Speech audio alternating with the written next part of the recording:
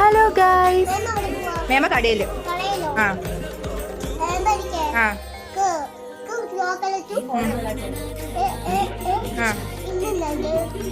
കളിപ്പാട്ടോ. ആ